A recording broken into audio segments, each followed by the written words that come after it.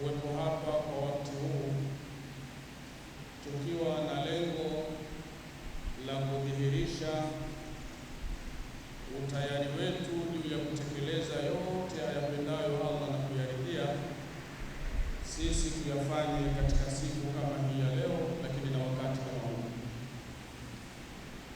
Swala na salamu zimwendee kwa wingi kipenzi chetu, fahari yetu, mwokozi wetu, mtume wetu Muhammad sallallahu alaihi wasallam, aliyekuja kuwatoa watu kutoka katika giza la ujinga na kuwapeleka katika nuru ya Uislamu na imani. Ama baada ya kusema hayo, nishukuru kwa nafasi hii niliyopewa, nafasi kubwa ya kumwakilisha kiongozi wetu wa kiroho wa mkoa wa Dar es Salaam, Sheikh Walid Al-Hadi Omar Kawambwa, Mwenyezi Mungu amhifadhi, katika tukio zuri, tukio kubwa, tukio ambalo linakwenda kujenga historia ya maisha ya watu. Kwa nafasi hii kubwa, wako wenzangu ambao wamenizidi kila kitu, lakini kuonekana mimi kwa utoto na udogo wangu niweze kumwakilisha shekhe. Mwenyezi Mungu atulipe kila la kheri, na wale waliofikiri jambo hili Mwenyezi Mungu athibitishe dhana zao. Lakini pia tunaishukuru taasisi hii ya Nuru Group kwa tukio hili ambalo wameliandaa kwa lengo na makusudio ya kuja kuwakirimu watu wa Qur'an.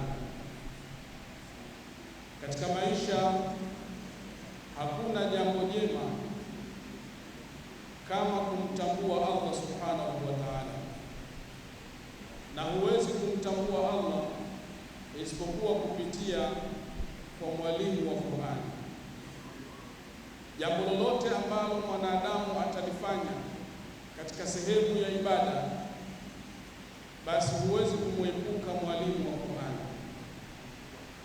Ibada tunazozifanya, mambo mbalimbali ya kumridhisha Allah subhanahu wa ta'ala tunaoyafanya, lakini pia hata utambuzi wa baadhi ya majambo, yote hayo yanafungamana vyema kabisa na ukaribu na mwalimu wa madrasa. Ila taasisi hii kuandaa tukio kubwa kama hili ambalo ndani yake leo kuna uzinduzi wa mfuko huu wa Birrul Walidain, na ndiyo sehemu ambayo shekhe wetu wa mkoa alipangiwa kulizungumza jambo hilo. Kwa kweli Mwenyezi Mungu awazidishie kila la kheri viongozi wa taasisi hii, na hiki iwe ni kielelezo cha sasa walimu wa madrasa, maimamu wa misikiti wamepata mahala ambapo kwa uwezo wa Allah subhanahu wa ta'ala tuna imani kubwa kabisa kwamba machozi yao yatakwenda kufutwa. Na ukitaka kuliamini hilo, ni hili tukio ambalo leo sisi tunalo. Ndugu zangu tuliohudhuria, sote sisi tunajua ya kwamba hakuna miongoni mwetu aliyekuja hapa duniani kwa njia ya kuteremka kutoka mbinguni au amechimbuka kutoka ardhini, bali sote tumekuja katika dunia hii kwa njia ya kuzaliwa. Kwa maana hiyo, kila mmoja katika sisi hapa anaye baba yake na anaye mama yake.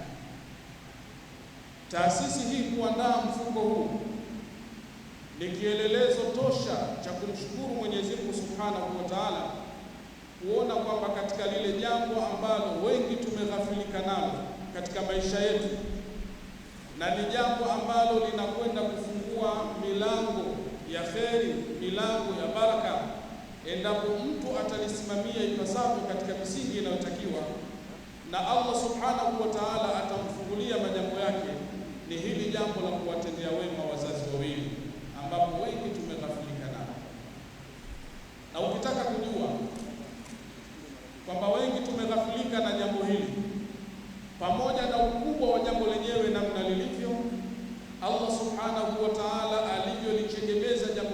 katika ibada yake, lakini pia na kuwatendea wema wazazi wawili.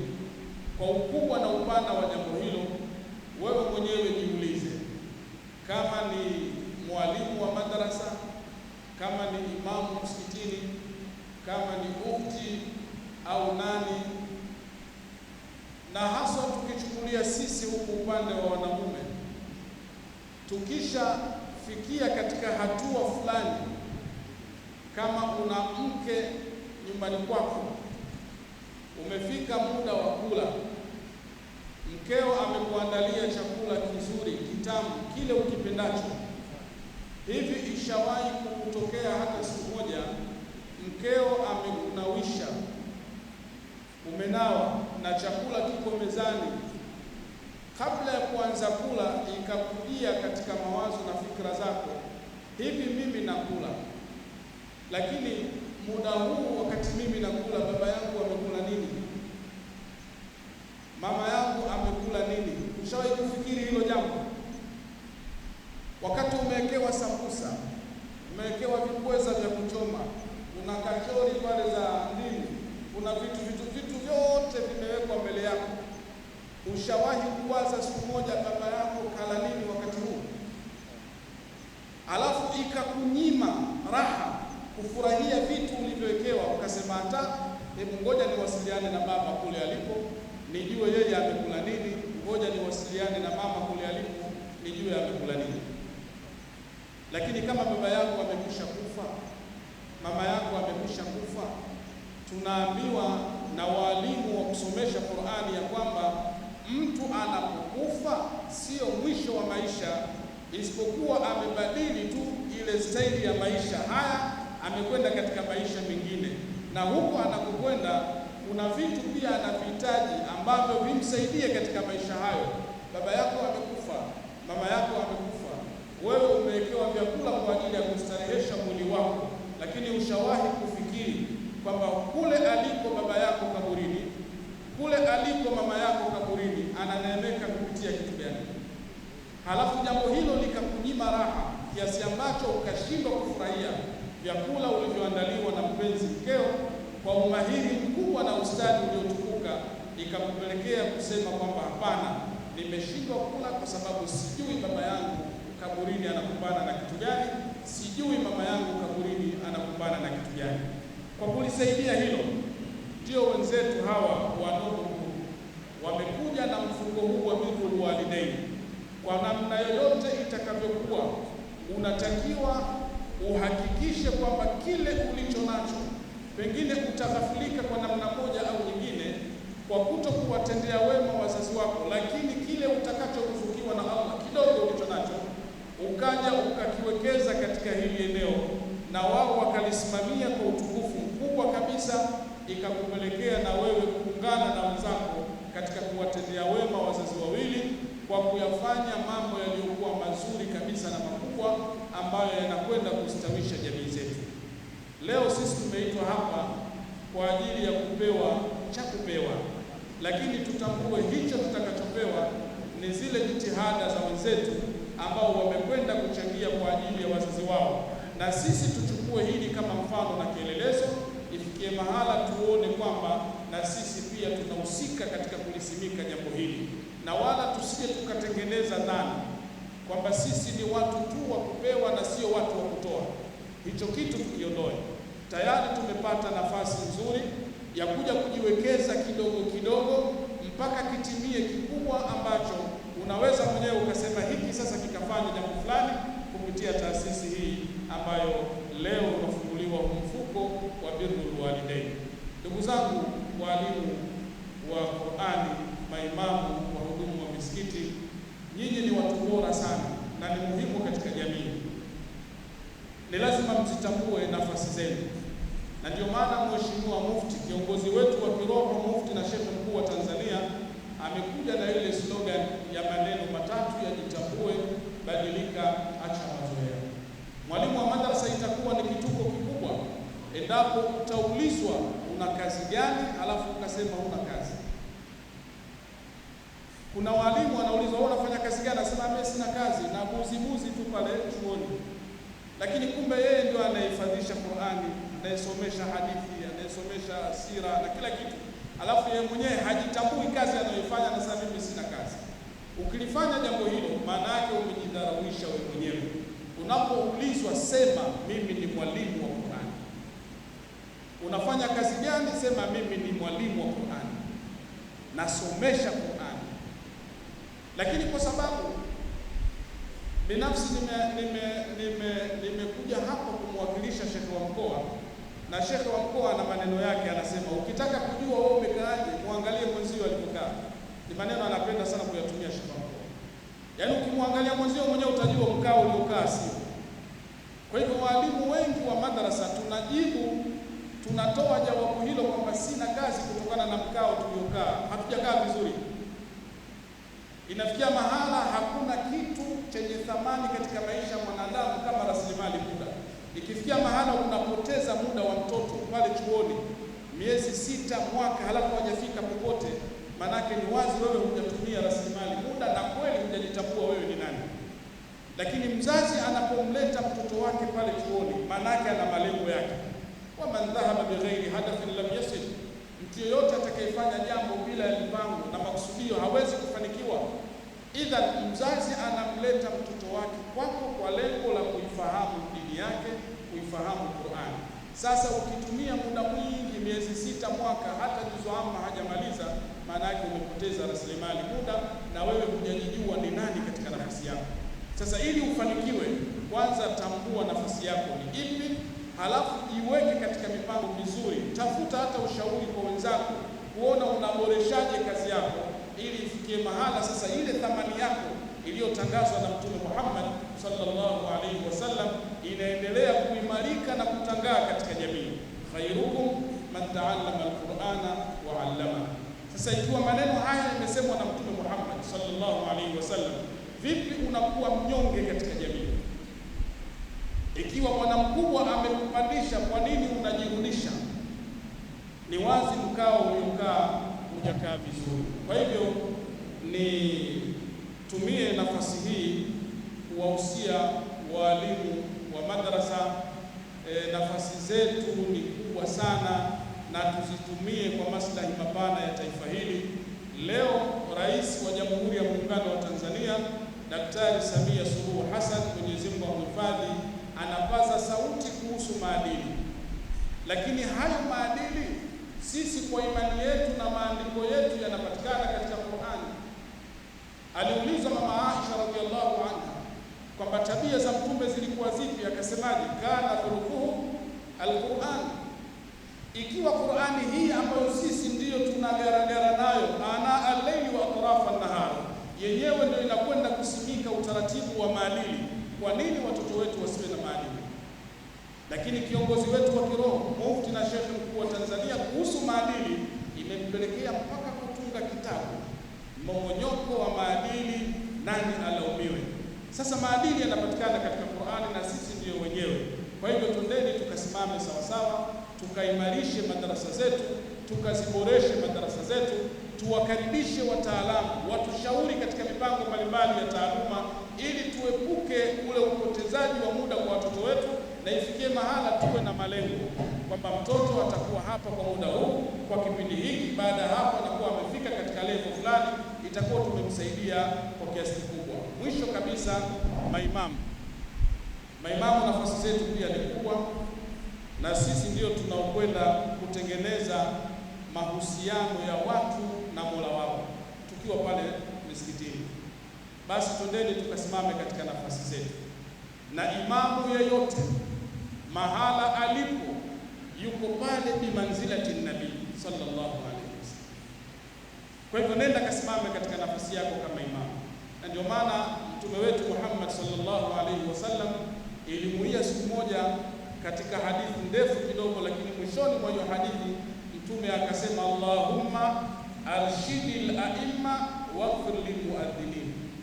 Ni dua maimamu wameombewa na mtume wetu Muhammad sallallahu alaihi wasallam kwamba mpate muongozo vizuri, na imamu unapokuwa pale, maana yake watu wote wale ni wa kwako. Sasa kuwa kiigo chema kwao ili uweze kufanikiwa katika majambo yao. Tunawashukuru ndugu zetu wa Noble Group kwa kutuandalia sasa tunakwenda kubadilisha sura ya walimu, sura ya maimamu, na lakini pia na sura ya wale watu wanaohitaji baraka kupitia wema kwa wazazi wao. Sasa fursa ndio hii. Una shilingi yako moja, una shilingi mbili, una shilingi tatu, nenda kaiwekeze pale kwa maslahi mapana ya kwako, lakini na taifa kwa ujumla. Mwenyezi Mungu ibariki Afrika, Mwenyezi Mungu ibariki Tanzania, Mwenyezi Mungu zidisha busara na hekima kwa viongozi wetu wa dini na serikali, waendelee kuyasimamia uyapendayo na kuyaridhia. Wassalamu alaikum wa rahmatullahi wa barakatuh. Wa rahmatullahi wa barakatuh. Sheikh Adam Mwenyepingu, Sheikh wa wilaya ya Ilala. Sheikh wa wilaya ya Ilala ndio mgeni wetu rasmi. Wengine wanaweza wakajiuliza kwa nini mgeni rasmi kazungumza mwanzo. Mgeni rasmi, mada hii ya birrul walidaini ilipangwa mwanzo na yeye ameomba izungumze, na tulipomwambia kwamba bwana, umekuwa mgeni rasmi, sasa unasemaje? Akasema hapana, nitazungumza. Hii ni kuonyesha namna gani swala la birrul walidain yeye limemkita katika moyo. Kwa hivyo ametuhusia kama shekhe wa Ilala, na nafasi ya mbele atakuja kutuhusia kama shekhe mwakilishi wa shekhe wa mkoa wa Dar es Salaam, ambaye ndio mgeni rasmi wetu katika hadhara hii. Watukufu wa Islamu, tumesimama hapa na tumekaa na tunasikiliza. Sote sisi ni watu wa Qur'an, na tumemtambua na tumewatambua walezi wetu wa Qur'an. Tukimsimamisha Sheikh Uthman Ali Kaporo, tumemsimamisha mzazi na mlezi wa watu wa Qur'an. Iwavyo vyovyote iwavyo, ana makamu ya mzazi na mlezi wa watu wa Qur'ani katika nchi hii. Hivyo ni heshima kubwa kwa niaba ya mwenyekiti wa jumuiya ya The Noble Group kumkaribisha Sheikh Uthmani Ali Kaporo kwa nafasi yake ya ulezi na mzazi wa watu wa Qur'ani katika nchi hii, atuzungumzie na azungumze nasi kwa dakika chache kuhusiana na umuhimu wa kuienzi na kuwaenzi watu wa Qur'an, umuhimu wa kuienzi Qur'an na umuhimu wa kuendelea kuwaenzi watu wa Qur'an. Tuishini katika dakika hizo chache za Sheikh Uthmani Ali Kaporo. Wakati Sheikh Kaporo akiwa anakuja, natambua pia uwepo wa Amiri Jai Taifa, baba yangu, mlezi wangu, Sheikh Yahya Masawa. Watu wa Jai wanafanya jitihada kubwa sana katika khidma mbalimbali katika nchi hii, na sisi kama watu wa Qur'an, watu wa Jai ni marafiki zetu na ni ndugu zetu. Kwa wale wanaofuatilia harakati zetu, hakuna mashindano yanafanyika katika nchi hii. Mashindano yale ya uwanja wa Taifa, mashindano ya Sheikh Uthman Ali Kaporo ambayo yanafanyika uwanja wa Taifa, na yale ya Sheikh Nurdin Kishki ya Al-Hikma, na mashindano mengine yote ya Bi Aisha Sururu, Jai na watu wao na madaktari wao lazima wawepo pale wakitoa khidma kwa watu wa Qur'an.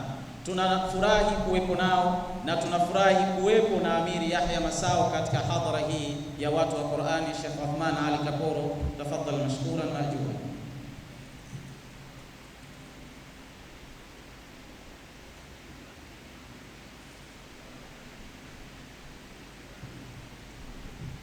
Bismillahirrahmanirrahim.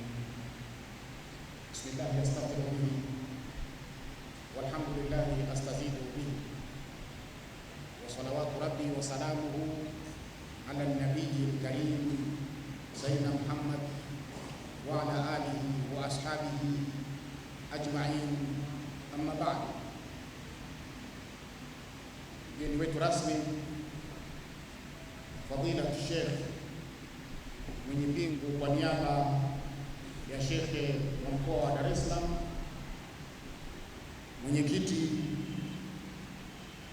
wa jumuiya ya Global Group na katibu wake, mashekhe wote wa wilaya mliotasharafu kuhudhuria katika munasaba huu adhimu, ndugu yangu Sheikh Yusuf ibn Macherenga Al-Khasib, imamu wa Sheikh wa Masjid Maamur, ndugu yangu Al-Habib Sheikh Abdul Mannani, watukufu wa Islamu, walimu, maimamu, viongozi wa Kiislamu, ni kuamkeni kwa maamkizi ya Kiislamu. Assalamu alaikum wa rahmatullahi ta'ala wa barakatuh. Mimi kwanza nitangulize shukrani nyingi kwa Mwenyezi Mungu Subhanahu wa Ta'ala. Namshukuru Mwenyezi Mungu kwa hii neema aliyetupa. Mimi nasema hii ni neema. Najua unaweza ukawa na furaha wakati mwingine ukashindwa hata namna ya kuiabiri ile furaha. Nashukuru kwa Mwenyezi Mungu Subhanahu wa Ta'ala, leo vijana hao kuweza kusimamisha jambo kama hili, jambo ambalo linaloweza kubadili mwelekeo na historia ya mambo yetu, ni jambo la kumshukuru Mwenyezi Mungu Subhanahu wa Ta'ala. Waswahili wanasema mbuyu ulianza kama mchicha. Harakati za vijana hawa zilianza muda mrefu, lakini mpaka hapa walipofikia, sisi walezi wallahi tuna faraja kubwa sana, na inshallah kwa uwezo wa Mwenyezi Mungu kuna mengi mazuri yatakuja, kuna mengi mazuri yataonekana. Kubwa tu ni kuangalia tu namna gani wanakwenda na mahusiano yao na Mwenyezi Mungu Subhanahu wa Ta'ala. Ndugu zangu katika imani, Qur'ani ndio msingi wetu wa maisha. Qur'ani ndio rasilimali yetu. Qur'ani ndio desturi yetu. Qur'ani ndio sharafu yetu. Ukiishika Qur'ani utafanikiwa. Ukienzi Qur'ani utaenziwa. Ukiikirimu Qur'ani utakirimiwa. Ukienda kinyume cha hivyo utakuwa pabaya. Man a'rada an dhikri fa inna lahu ma'ishatan dhanka. Kwa hiyo kuona vijana hawa Qur'ani wameiweka mbele na wanawaenzi vijana wa watu wa Qur'ani, wanawakirimu watu wa Qur'ani, wanawaangalia watu wa Qur'ani, hili ni jambo kubwa na ni jambo ambalo la kumshukuru Mwenyezi Mungu Subhanahu wa Ta'ala. Na shukrani nzuri ni ile ambayo inayofanywa na watu wote, na shukrani nzuri ni ile ya kutanguliza matendo yalikuwa mazuri. Ndugu zangu, historia yetu ya nchi yetu tunaitambua wote. Historia ya nchi yetu tunaitambua na namna gani jinsi inavyokwenda. Inahitaji juhudi za pamoja. Inahitaji juhudi za kushikamana. Inahitaji juhudi za kushikana ili tuweze kuvuka kutoka katika hatua moja kwenda hatua nyingine. Inshallah kwa uwezo wa Mwenyezi Mungu, na waombea vijana wangu hao wao wawe ni miongoni mwa sababu za kuweza kuyafanikisha haya majambo, mpaka na sisi tufike katika hatua ambayo tunaonekana katika jamii, tunaonekana katika nchi yetu, na tunaonekana hata katika nchi za kimataifa. Nikirudi katika mada, Qur'ani tunatakiwa tuienzi sana. Na kuienzi Qur'ani kunaanzia kwanza, baada ya imani ya Qur'ani kwamba haya ni maneno ya Mwenyezi Mungu, ni kuisoma Qur'ani na kuifanyia kazi Qur'ani. Sisi ni watu wa Qur'ani. Tunaienzi Qur'ani. Swali hili kila mmoja aligonge katika nafsi yake. Tunaienzi Qur'ani sisi? Hebu tufanye tathmini ndogo tu, sio kubwa. Wewe kama wewe binafsi, toka Ramadhani iliyopita mpaka Ramadhani hii imekuja, inayokuja kesho kutwa, umeisoma Qur'ani khitma ngapi? Khitma ngapi umezisoma za Qur'ani? Hapo utapata kipimo kwamba unaienzi Qur'ani au unaienzi. Ndugu zangu, sisi hakuna kutufanikisha isipokuwa Mwenyezi Mungu Subhanahu wa Ta'ala. Na Mwenyezi Mungu ameweka misingi imara kabisa. Tukiifuata misingi hiyo hatuwezi kupotea. Yeye alisema katika Mtume wetu sallallahu alaihi wasallam, taraktu fikum ma tamassaktum bihi la tadillu, kitabu Allah wa sunnat Rasulillah sallallahu alaihi wasallam. Tukikishika kitabu vizuri, tukafuata ule mwelekeo uliokuwa huko mzuri aliotuwekea Mtume, hatuwezi kupotea. Hatuwezi kupotea. Hatuwezi kupata tabu. Sasa hivi sisi tuna tabu. Walimu wa madrasa hatuna mtu wa kutuangalia, kila mmoja ana binafsi. Walimu wa madrasa anafundisha Qur'ani ambacho ni kitabu azizi, lakini kula yake hubahatisha. Kula yake hubahatisha. Amekula jioni, hajui saa nyingine kesho asubuhi chai itakuwa nini. Haya ndio maisha tumekuwa nayo. Nasema hivyo mimi mwenyewe nimetoka huko katika walimu wa madrasa, na inua hali ilivyokuwa. Sasa tunapeana nasaha sisi wenyewe. Hebu tujitupe kwa Mwenyezi Mungu kwa sura iliyokuwa kamili, alafu tuangalie Mwenyezi Mungu anatutengenezea nini. Tuishike Qur'ani. Sayyidina Uthman ibn Affan inapokewa katika riwayati, wakati anakufa anaulizwa, unawaachia nini watoto wako? Kitu gani unawaachia watoto wako? Alijibu kwamba nawaachia suratul Waqi'a, nawaachia surat al-Waqi'a. Hii inawatosha kabisa kwa wao. Wakishikamana na suratul Waqi'a, mambo yao yote yatakaa yako vizuri.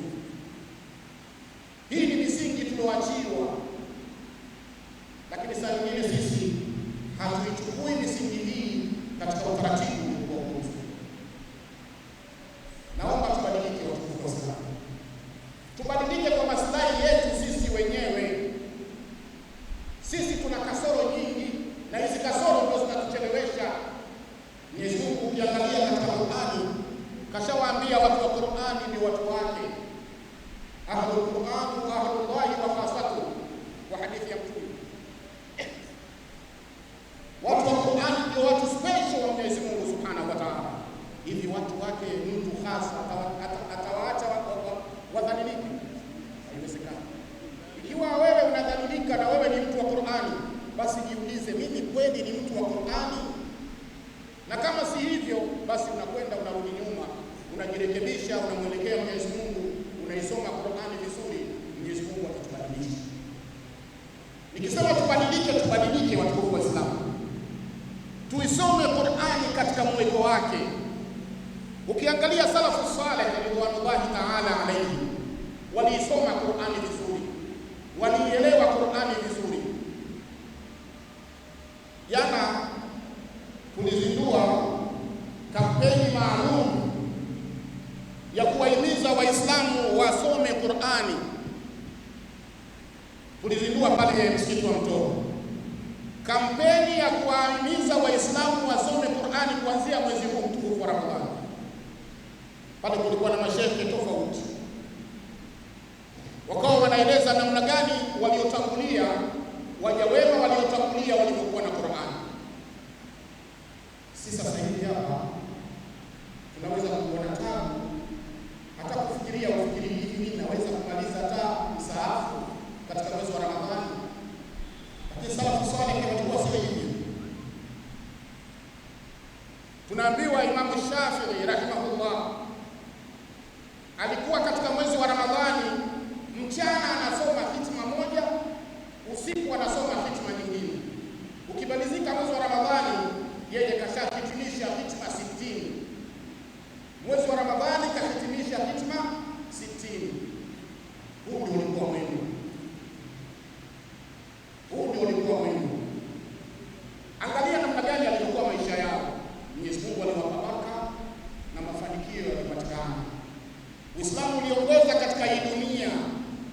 uliongoza kwa kiwango kikubwa sana, na sio muda mchache, ulikuwa ni muda mrefu, karne zaidi ya 8.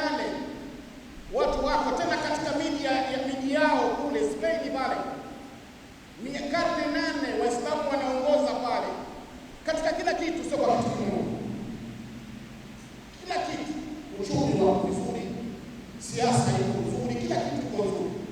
Ndio maana ukija kusoma civilization ya Waislamu katika mambo ya kidunia, utawakuta Waislamu ndio waanzilishi wa kitu kinachoitwa hospitali. Hospitali inaanzishwa na Waislamu. Ukisoma katika tarehe ya hospitali, kwa maana hospitali inaanzishwa na Waislamu.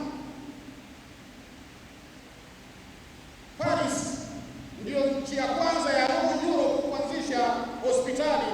Wao hospitali walikuja baada ya Waislamu zaidi ya karne 10. Soma tarehe utaona namna gani hizi zaidi ya karne 10. Lakini Waislamu walikuwa na vitu vinavyoitwa Bimaristan. Hii Bimaristan ilikuwa ni hospitali makubwa. Sio hivyo tu, hata utibabu wa hali ya juu ulikuwa na wao. Operation za kwanza zilifanywa na kina Ibn na wenzi wao. Kwa hiyo walikuwa katika kila kona, katika afya walikuwa wanaongoza.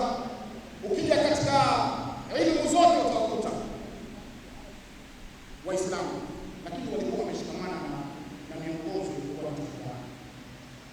Mwenyezi Mungu anasema wala tahinu wala tahzanu wa antumul a'launa wa antumul a'launa in kuntum wa antumul a'launa in kuntum wa antumul a'launa in kuntum mu'minin. Msihuzunike wala msiwe wanyonge, nyinyi watu wa juu kabisa. Kwa nini mtakuwa juu? Kwa vipi? In kuntum mu'minin, ikiwa ni waumini wa kweli. Imani ndio inaleta matendo kama haya. Kwa hiyo tujiangalie ndugu zangu katika nafsi zetu, tukijitangalia kila mmoja katika wakati wake, alafu kichanganya mwalimu wa madarasa Taqwa akiungana na mwalimu wa madarasa Kahf, kiimani wako sawa sawa. Ukija madarasa Dajjal, kiimani wako sawa sawa, wakikutana pamoja wakinyanyua mikono, Mwenyezi Mungu mambo yanakuwa. Kwa hiyo sisi tunafanana na maneno ya Mtume, kullukum tadkhuluna aljanna illa man aba. Katika kila kitu sisi si watu wa kudhalilika, si watu wa kuwa wanyonge, si watu wa kuwa watu wa kuombaomba. Tukiwa kweli ni waumini wa kweli, Mwenyezi Mungu atatufanikisha katika mambo yetu. Kwa hiyo nitoe wito mimi katika Ramadhani hii, hebu tujaribu kuonyesha kweli tunarudi katika Qur'an. Tupo maimamu hapa maimamu wengi. Tutengeneze utaratibu, watu wanalala tu saa nyingine msikitini, watu wawe wanasoma Qur'an msikitini kwa usimamizi. Kwa uchache aliyokuwa anaweza kusoma vizuri kwa mwezi mzima, apate japo hitumaini moja kila siku, apate vizuri moja. Mkimaliza msikiti kama msikiti au madrasa kama madrasa, mnanyanyua mikono, mnamuomba Mwenyezi Mungu. Hivi ndivyo walivyokuwa salafu saleh. Alafu tuone namna gani baraka itakayoshuka katika nchi yetu, tuone namna gani hivi sukosuko tuliokuwa nayo ya njaa namna gani itaondoka. Kwa hiyo ndugu zangu, ni mazungumzo kama haya, ni mazungumzo hayawezi kuisha, hayawezi kuisha. Tujipange vizuri kwa kumwelekea Mwenyezi Mungu, tuisome Qur'ani vizuri, tumtangulize Mwenyezi Mungu na mtume wake katika kila jambo. Haya mambo mengine yote yatakuwa mepesi sana na sana. Mwisho ni waombeni kwa moyo wa ikhlasi, muombee Mungu hawa vijana, muombee Mungu ili walilolifanya liwe jambo endelevu litakalotupa mwelekeo ambao ulikuwa uko mzuri, mwelekeo ulikuwa uko mzuri. Nilisema mimi mbuyu ulianza kama mchicha. Sisi tulianza harakati hizi na vijana 17 tu. Leo huyu MC anayezungumza hapa anachukua doktora. Huyu shekhe hapa anachukua doktora. Na sasa hivi kubwa sana katika uchumi wa Kiislamu katika benki ya Amana. Wakati tukianza kusomeshana alifubeti wakati ule tulikuwa hatujui kama tutafika hapa, lakini Mungu katufikisha. Katibu mkuu wa taasisi hii Muhammad Khalifa alianza kama mchezo. Leo hii ni wakili wa mahakama kuu ya hapa na Zanzibar, lakini vile vile Qur'ani iko katika kifua chake. Waman yattaqillaha yaj'al lahu makhraja. Wala usione wewe uwezi ukasema labda kuna watu fulani wana nembo ya kufanya majambo. Hata wewe unaweza ukafanya na jambo likawa katika sura ya nzuri. Muombe Mungu wa vijana jambo liende vizuri na likae katika sura ambayo ni nzuri. Mashehe zangu, ndugu zangu, mashehe wa wilaya kubwa, tuna kazi iliyokuwa iko kubwa. Haya yote tunayoyasema, lakini yanahitaji usimamizi, na mtakapoamua sasa hivi tunamwelekea Mwenyezi Mungu, nyinyi ndio mtakaokuwa ufunguzi wa mambo haya yote, kwa sababu mambo yote ya Waislamu yanaanzia huko kwenye kata, ikitoka kata yanakuja wilayani. Mungu awathibitishe vizuri, awaweke katika mwelekeo uliokuwa mzuri wa kuyasimamia haya majambo, ili na sisi tuvuke, tuondokane na zile za lawama fulani, bal kullu minna mas'ulun an ra'iyati. Nas'alullaha an yuwaffiqana fi kulli khair. Wassalamu alaykum wa rahmatullahi wa barakatuh. Wa alaykum salam. Nadhani nilivyosema kwamba Sheikh Uthmani Kaporo ndiyo babu wa kizazi hiki katika harakati hizi, wazi kabisa. Watu wengi, hata wale ambao ukiacha sisi ambao pengine hatuonekani front sana katika harakati hizi, hata wale wengi wanaonekana katika harakati hizi kwa kuwa na mashindano na harakati nyingine, basi kama hawajapata malezi ya moja kwa moja na Sheikh Kaporo katika Qur'ani, wameyapata malezi ya pembeni ya Sheikh Kaporo katika Qur'ani, akiwemo mwenyekiti wa taasisi hii, kaka yangu kipenzi changu Sheikh Kasim. Nakuomba usimame kidogo. Watukufu wa Islam, Sheikh Kasim amelelewa na Sheikh Kaporo katika Qur'ani, basi ukae hivi. Kama alivyokwisha sema mwenyewe Sheikh Khalifa, wakili, sasa hivi katika kitaratibu huwezi ukamwita khalifa mpaka uanze na advocate Khalifa au wakili Khalifa, ndiyo cheo chake. Amelelewa katika Qur'an na amelelewa na Sheikh Kaporo. Kuna mtu mmoja anajificha na naomba nimsimamishe, anaitwa Muhammad Samata. Samata, njoo wakuone mtu wa Qur'an.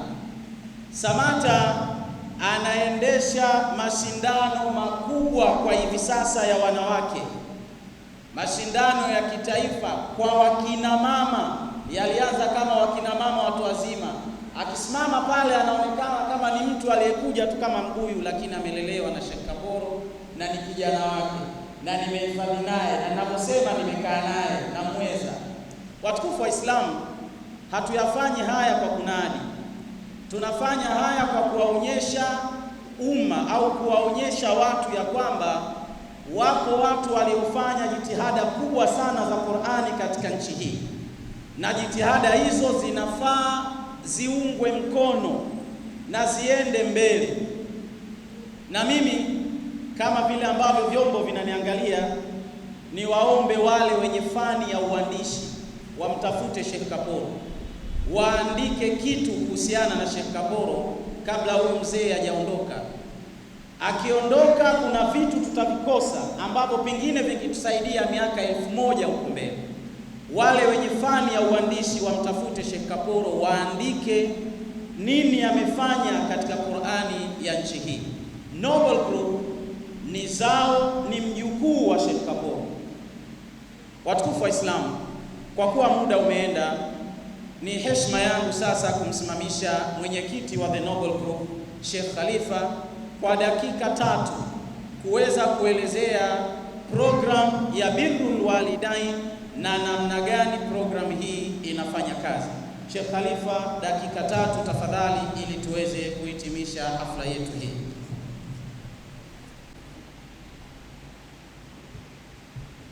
Alhamdulillah rabbil rahman al-karim al-mannan alladhi ballaghana shahra sha'ban, kama nas'aluhu subhanahu wa ta'ala an yuballighana shahra ramadan wa nahnu fi amnin wa imanin wa aman wa afiyatin fil abdan, wa an yuwaffiqana as-siyama wal qiyama wal ghufran, wa an yudkhilana al-jinan. Wassalatu wassalamu ala man unzila alayhi al-Qur'an wa ala alihi wa sahbihi ma ta'aqabat al-azman, amma ba'd. Mheshimiwa mgeni rasmi, kutokana na muda niseme tu kuwa itifaki imezingatiwa.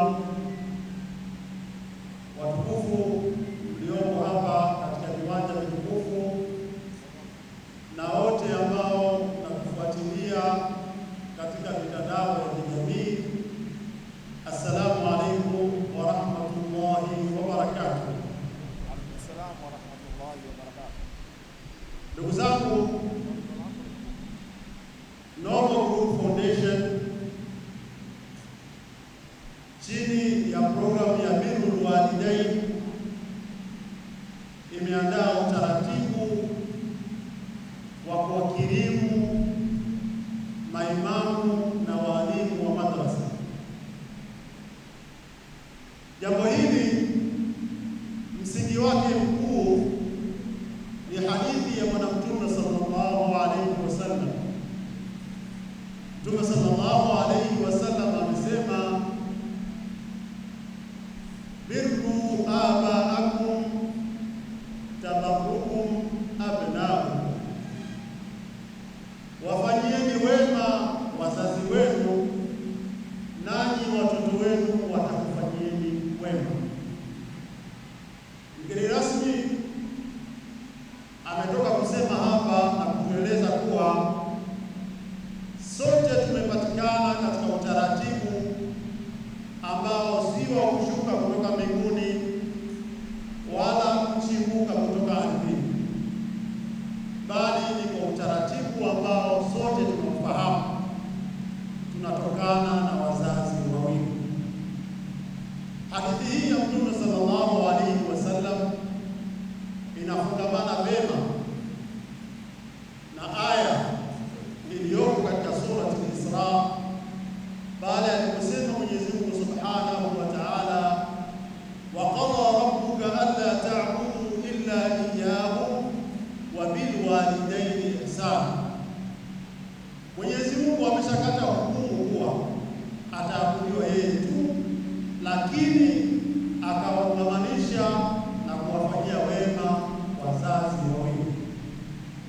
Noble Group Foundation chini ya utaratibu wa Birrul Walidain tumeandaa utaratibu ambao kila Muislamu, kila mpenda kheri ambaye atataka kufanya wema kwa ajili ya wazazi wake wawili, tumeandaa utaratibu wa kutoa nambari za michango, nambari za simu na nambari za akaunti za benki, ili kuona kuwa lengo la kuigusa jamii kwa kuwafanyia wema wazazi wawili linatimia. Watukufu wa Islam, uwepo wenu leo hapa ni dalili ya kuwa kuna wema tayari umeshaanza kufanyika. Kushoto kwangu katika meza kuu, kila mtu akitizama ataona aina na namna ambayo mwanzo huu wa ikram ya Birrul Walidain unaonekana. Ndugu zangu,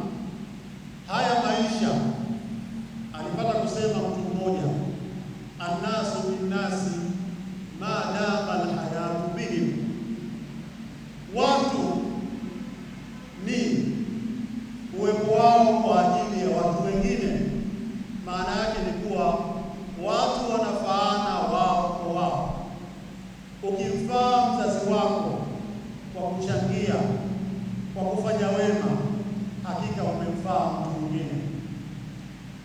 Wito wangu, zoezi hili kupitia vyombo vya habari na kwa namna ambayo tutapeana taarifa, namna ya uchangiaji katika hili utakuwa wazi na utaonekana, na tunaamini kwa uwezo wa Allah subhanahu wa ta'ala tutaendelea kuigusa jamii kila uchao, na hakika kwa wale ambao watakuwa wamechangia watakuwa wanajifanyia wema wao kwa kuwatendea wazazi wao wawili, kwa kupata kheri za dunia na akhera. Tumuombe Mwenyezi Mungu subhanahu wa ta'ala atuwafikishe katika hili na liweze kutimia katika sura anayopenda Mwenyezi Mungu subhanahu wa ta'ala na kuiridhia. Wabillahi tawfiq, wassalamu alaikum wa rahmatullahi ta'ala wa barakatuh. Wa alaikum assalam wa rahmatullahi wa barakatuh. Sheikh Khalifa, kwa hivyo kama ambavyo amekwisha weka wazi ya kwamba ikramu hii tunayoipata leo ni zao la watu ambao wamewatendea wema wazazi wao. Kwa hiyo wapo watu wamechangia kwa lengo la kuwatendea wema wazazi wao wawili, chochote walichokichangia, kiasi hiko kikakusanywa kwa pamoja, kiasi hiko kikatumika kuja kuwakirimu watu wa Qur'an kwa kuwaandalia special Ramadan package kama zinavyoonekana pale mbele na vitu vingine. Ndiyo yale akayasema annasu binnas. Wewe umewafaa wazazi wako wawili, lakini kuwafaa kwako wazazi wako wawili kuna watu wa Qur'ani nao wamenufaika, wamepata iftar package ya mwezi mtukufu wa Ramadhani. Watukufu wa Islam, zoezi linaloelekea hivi sasa ni zoezi la kuwakirimu watu wa Qur'an, zoezi ambalo ndilo hasa lililotukusanya sisi leo hii, ni kuwakirimu watu wa Qur'an. Lakini mheshimiwa mgeni rasmi, mwakilishi wa Sheikh wa mkoa wa Dar es Salaam, Noble Group katika kutambua na kuitambua Qur'an na umuhimu wa kuienzi Qur'an, wao wameandaa pamoja na zawadi tutakaopata wote tuliojumuika hapa, lakini yupo mtu ambaye atapata zawadi ya kipekee kwa kumtambua mchango wake na kwa kuitambua nafasi yake. Mheshimiwa mgeni rasmi, niwie radhi na niniridhie nimsimamishe al-Sheikh al-Doktor Abdul Mannan Muhammad Hassan Ali, ambaye yeye The Noble Group leo hii itamkirimu ikramu ya tofauti. Lakini kabla ya kumkirimu, ni busara na ni hikma watu wajue kwa nini Dr. Abdul Mannan anakirimiwa leo hii. Na niridhie mheshimiwa mgeni rasmi niisome kwa hadhira hii wasifu mfupi kabisa wa Dr. Abdul Mannan, na nimuombe yeye mwenyewe akiniridhia asimame pembeni yangu, ili wakati nayasema haya hatulifanyi hili kwa ria, tunafanya ili watu waone watu wa Qur'an, watu wanapopambana katika kuhakikisha kwamba wanaitumikia Qur'an.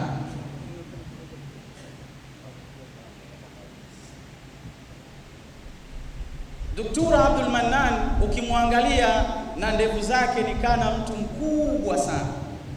Dr. Abdul Mannan amezaliwa tarehe 17 mwezi Januari mwaka 1997.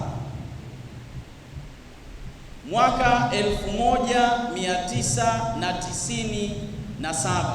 Sina uhakika na hesabu, lakini inawezekana hajatimiza miaka 30 kamili. Watukufu wa Islam, Dr. Abdul Mannan amehitimu kuhifadhi Qur'ani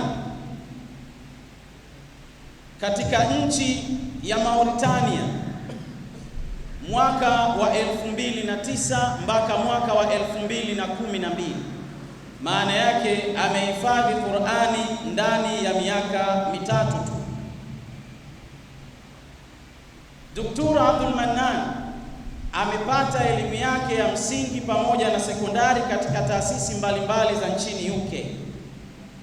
Lakini ilipofika mwaka wa 2019, Dr. Abdul Mannan baada ya kuhifadhi Qur'an akapata ijaza ya viraa vyote 10 as-sughra wal-kubra, yani ijazatu fil Qur'ani al-ashr, al-ijazatu fil qira'ati al-ashr as-sughra wal-kubra bisanadi al-ali. Kwa wale wanaoelewa watakuwa wameelewa bisanadi al-ali maana yake nini. Dr. Abdul Mannan kwa sasa rekodi zinaonyesha ndiye mtaalam wa Qur'ani katika nchi hii mzawa kuliko wataalamu wote tuliowahi kuwapata katika historia ya harakati za Qur'ani katika hii nchi. Ni mtu wetu, ni icon wetu, tunafakharika naye na tunajivunia naye. Dr. Abdul Mannan mwaka wa 2019 akahitimu bachelor degree katika Sharia and Islamic Studies kutoka katika International Islamic University nchini Egypt. Lakini mnamo mwaka wa 2022 akahitimu degree yake ya pili, yani master's degree kutoka katika The Islamic University Minnesota nchini Marekani, na hapa alifanya Masters of Islamic Economics, yani uchumi wa Kiislamu. Na watukufu wa Islam, mnamo mwaka wa 2024 kaka yangu kipenzi changu Abdul Mannan akatawazwa rasmi kuwa ni daktari baada ya kuhitimu doctorate, yani PhD kutoka katika chuo cha Brunel International College Limited nchini London, hapa akifanya doctorate degree katika Islamic Economy. Tunamzungumza Dr. Abdul Mannan ili watu waelewe the Nobel Group wanapoamua kumpa zawadi maalum wanampa zawadi hiyo wakibase kwenye vigezo vipi. Lakini Dr. Abdul Mannan ni mahiri na ni mwenyeji katika nyuso zetu. Tumemuona katika mashindano mbalimbali ya nchi hii akiwa kama jaji. Amefanya kama jaji mwaka 2024-25 katika tuzo za Qur'ani zinazoandaliwa na Sheikh Uthman Ali Kaporo. Lakini pia amekuwa jaji katika mashindano ya kimataifa ya mfalme wa sita nchini Morocco. Lakini pia amekuwa jaji wa kimataifa katika mashindano makubwa ya nchini Urusi na mashindano mengine mengi kabisa. Dr. Abdul Mannan pamoja na harakati zake nyingine nyingi amejikita katika kuifundisha na kuisomesha Qur'an. Huyu ndiye icon wetu kwa sasa. Huyu ndiye superstar wetu kwa sasa katika nchi hii katika masuala ya Qur'an. Sisi tumemsimamisha na The Nobel Group inampa zawadi leo hii ili na sisi tujifunze, tuhamasike, tuwe kama yeye, tufanye jitihada. Kama sisi tumechelewa, tufanye jitihada kwa watoto wetu wawe mfano wa Dr. Abdul Mannan. Mheshimiwa mgeni rasmi, nimeambiwa nisitaje ni zawadi gani anapewa Dr. isipokuwa sasa tunaenda nje. Tunapoenda nje, mheshimiwa mgeni rasmi, niridhie nianze kuwapeleka hadhira ili nyinyi mje mfuate mkiwa mmeambatana na Dr. Abdul Mannan. Yeye na wewe ndio mwende pale mkamkabidhi zawadi yake kubwa ambayo ameandaliwa katika hadhara hii fupi leo hii. Mheshimiwa mgeni rasmi, ni kuombe sasa na watukufu wa Islam, ni waombe ikiwezekana na ikiwapendeza, wababa tutokeni, ikiwezekana tutoke kwa kupitia mlango huu wa mbele hapa.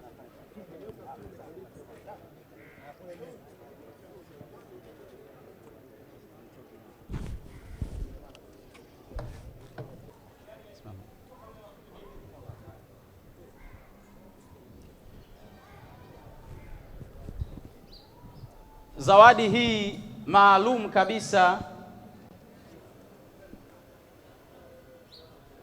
Mheshimiwa mgeni rasmi, Shekhe wa wilaya ya Ilala, baba mlezi na babu wa watu wa Qur'an, Sheikh Uthman Ali Kaporo, watukufu wa Islamu mliohudhuria hapa, zawadi hii imeandaliwa na The Noble Group kwa ajili ya icon wetu, mtu wetu, kijana wetu tunayefakharika naye, Sheikh Dr. Abdul Mannan. Wahusika, naomba sasa muifungue zawadi hii. Pengine wakati nafunguliwa tusomeni suratul Fatiha. Bismillahir Rahmanir Rahim. Alhamdulillahi Rabbil Alamin. Arrahmanir Rahim. Maliki Yawmiddin. Iyyaka na'budu wa iyyaka nasta'in. Ihdinas siratal mustaqim. Siratal ladhina an'amta alayhim ghayril maghdubi alayhim waladdallin.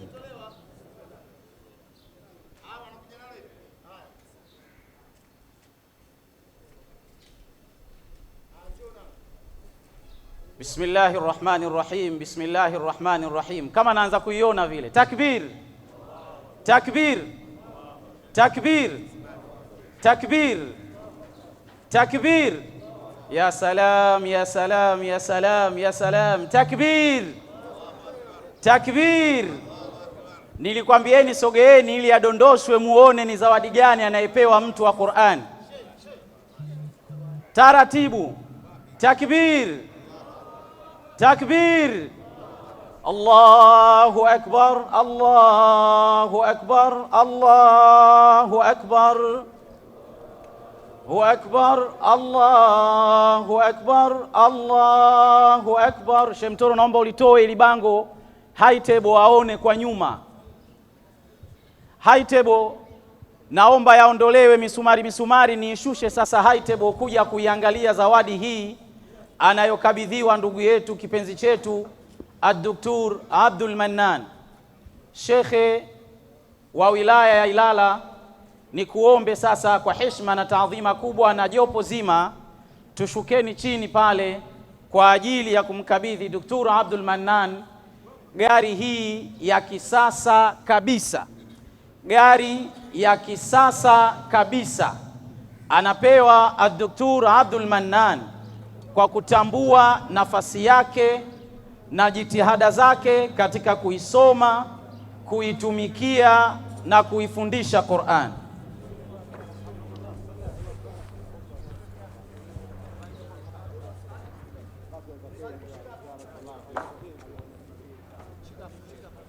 Watu wa media mnaruhusiwa kuisogelea ili muione hii ni gari ya namna gani. Sio gari ya kawaida kawaida. Amepewa gari ya kifahari, gari ya kisasa sana.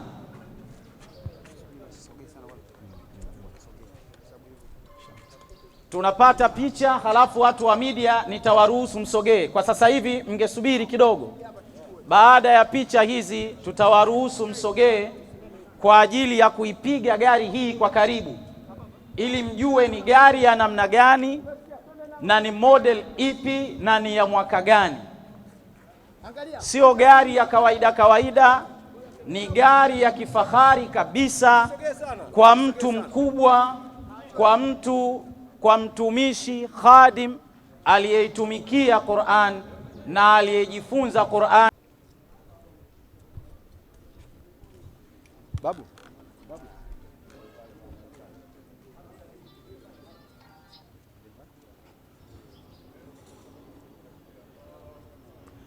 Allahu akbar, Allahu akbar, Allahu akbar.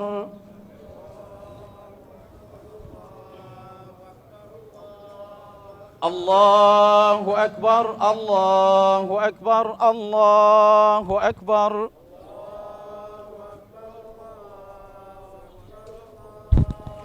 Allahu akbar, Allahu akbar, Allahu akbar.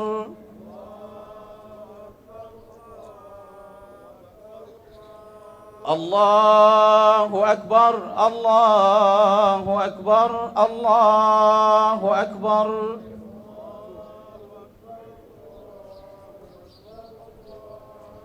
الله أكبر الله أكبر الله أكبر.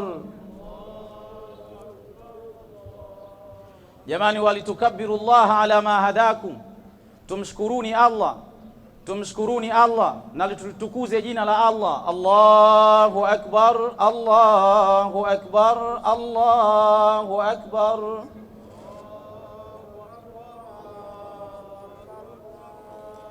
Allahu akbar Allahu akbar Allahu akbar.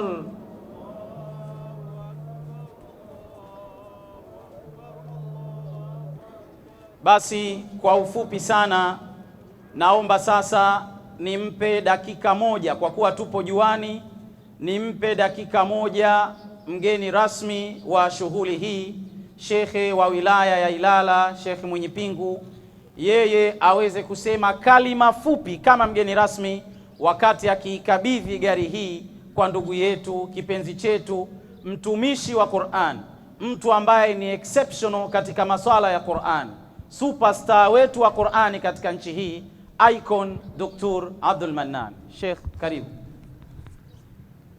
Bismillahirrahmanirrahim. Assalamu alaykum wa rahmatullahi wa barakatuh. Kwa hakika zawadi hii ya gari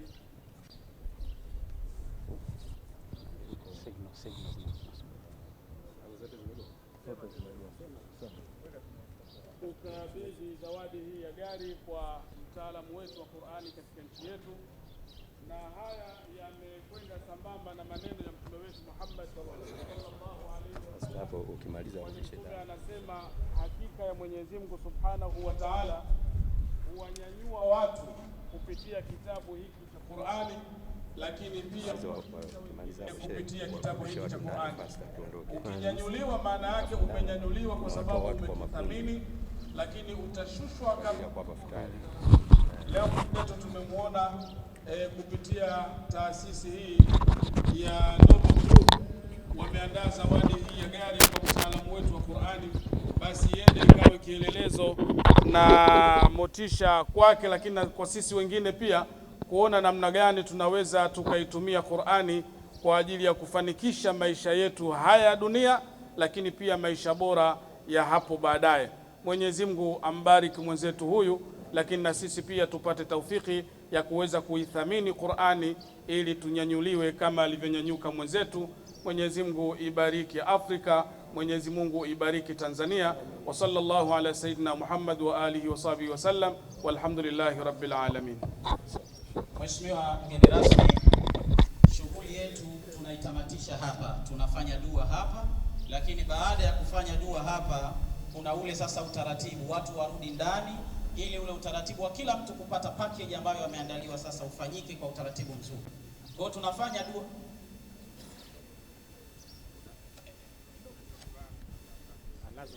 Sheikh Kaporo ameamrisha Abdul Mannan mwenyewe azungumze kidogo.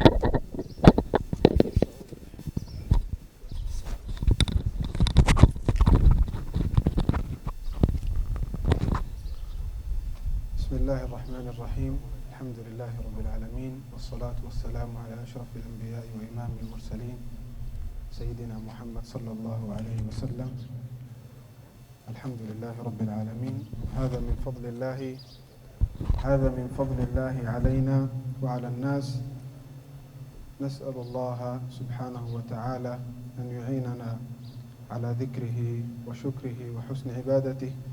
ونشكر الله سبحانه وتعالى kwa fadhila hii aliyenipa na kwa ndugu zangu kunikumbuka na kunipa zawadi kama hii, na hii ni kwa ajili ya Qur'ani.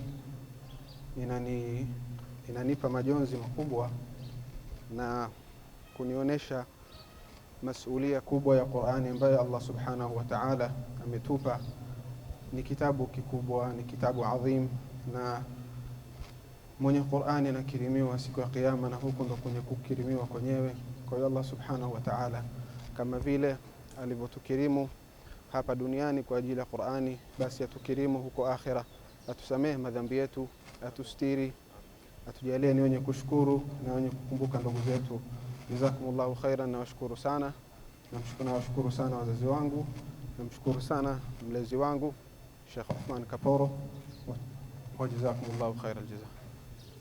Naam, ni neno la shukrani, neno la furaha. Machozi yanayobubujikwa si machozi ya huzuni, ni machozi ya furaha. Waandishi wa habari na kusisitizieni, wakiondoka Haiteb, izungukeni hii gari, ipigeni picha vizuri, ili mwende mkawaambie watu hii ni gari gani. Sawa jamani, msikae mbali mkasema sijui hali ya zaa. Njooni kwa karibu muipige mjue ni gari gani, ili hii zawadi aliyepewa icon wetu wa Qur'ani ni zawadi gani. Na haijabandikwa madude mengi. Ile mnayoiona pale picha yake ile inatoka imewekwa tu. Hii ni gari, haina masimbulizi. Haina manembo ya taasisi. Hii gari safi kabisa anapewa, anaenda kutumia. Huyu ni mtu wetu wa Qur'ani, na ni haki watu wa Qur'ani kuwakirimu kwa namna hii. Mwisho, wakati naelekea kumaliza, Sheikh wa Ilala niruhusu nimpe Sheikh Machirenga, mlezi mwenza wa Sheikh Uthman Ali Kaporo katika harakati hizi za Qur'ani, yeye atufanzie dua ili tuweze sasa kutoa ruhusa kwa Haiteb, lakini kwa sisi wengine sasa turudi ndani kwa ajili ya kukamilisha taratibu chache zilizobaki. Sheikh Machirenga, tafadhali. Alhamdulillah rabbil alamin, wassalatu wassalamu ala ashrafil anbiya'i wal mursalin. ربنا تقبل منا إنك أنت السميع العليم وتب علينا إنك أنت التواب الرحيم. ربنا آتنا في الدنيا حسنة وفي الآخرة حسنة وقنا عذاب النار. وصلى الله على سيدنا محمد وعلى آله وصحبه وسلم. الحمد لله. Jamani, huu ndio mwisho wa hafla yetu hii fupi. Sheikh Abdul Mannan, mimi ni kuomba usiondoke, pengine watu wakatamani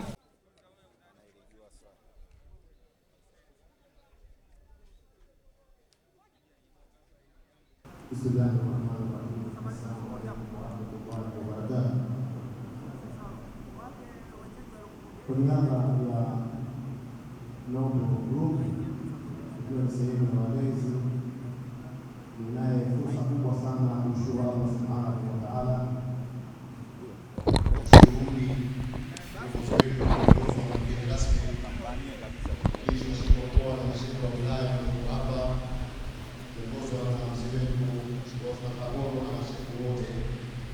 lakini kipekee niwashukuru pia maimamu, walimu wa madrasa, viongozi wa taasisi mbalimbali, kina baba na kina mama, kwa ushirikiano wenu wa kuitika na hatimaye kuja, lakini kubwa kusubiri na kutulia na kufuata utaratibu mpaka jambo hili likatimia.